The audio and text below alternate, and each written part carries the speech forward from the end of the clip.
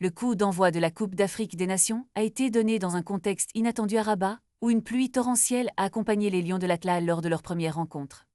Les supporters, bien que trempés, ont fait preuve d'une résilience incroyable, prouvant que l'amour pour leur équipe transcende les conditions climatiques.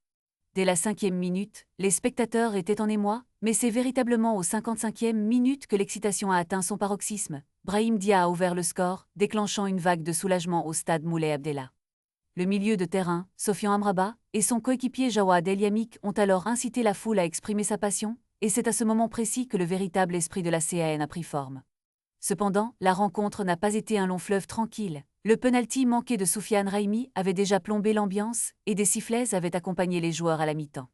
Mais la présentation des équipes au prince héritier Moulay El Hassan a apporté une touche d'émotion. Ce jeune de 22 ans, ferve supporter, a chaleureusement salué chaque joueur, renforçant ainsi le lien entre l'équipe et ses fans.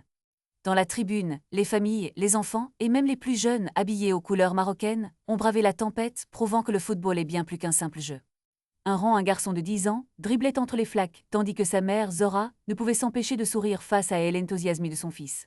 Le sélectionneur, Walid Regragui, avait espéré une ambiance électrique, mais il a dû se contenter d'un public moins enflammé que lors des derbys de Casablanca. Pourtant, l'âme et la ferveur des supporters marocains étaient palpables.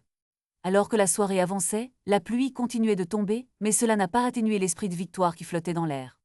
Avec ce succès, le Maroc a non seulement commencé la CAN sous une pluie battante, mais a également démontré sa détermination à briller tout au long du tournoi. Les Lions de l'Atlas sont prêts à rugir, et le monde du football est en attente de la suite de cette aventure. Les supporters, bien que mouillés, sont restés unis, prouvant que chaque goutte de pluie ne fait que renforcer leur passion pour le football.